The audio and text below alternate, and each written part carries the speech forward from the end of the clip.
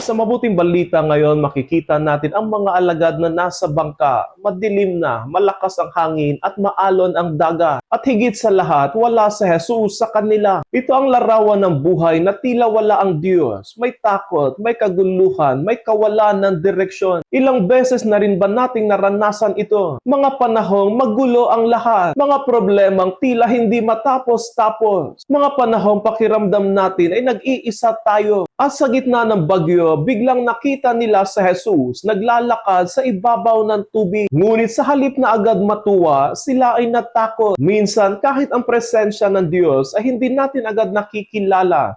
Lalo pa kapag dumarating siya sa paraang hindi natin inaasahan. Ngunit sinabi ni Jesus sa kanila, "Ako ito, huwag kayong matakot." Ito ang sentro ng mabuting balita. Hindi niya agad pinatigil ang bagyo. Hindi niya agad inayos ang sitwasyon. Ang una niyang ibinigay sa kanila ay ang kaniyang presensya, sapagkat higit na mahalaga kaysa pagkawala ng problema ay ang katiyakang hindi tayo nag-iisa dahil kasama natin si Kristo. At nang tanggapin nila si Jesus sa kanilang bangka, agad silang nakarating sa kanilang patutunguhan. Kapag tinatanggap natin si Jesus sa ating buhay, nagkakaroon ng direksyon ng ating paglalakbay kahit sa gitna pa ng ating mga problema. Mga kapatid, tayo ngayon na inaanyayahan ng mabuting balita na kahit sa gitna ng bagyo ng ating buhay, ay huwag tayong matakot. Kilalanin natin ang presensya ni Kristo sa ating buhay kahit na dumadating siya sa paraang hindi natin inaasahan, at tanggapin natin siya sa bangka ng ating puso,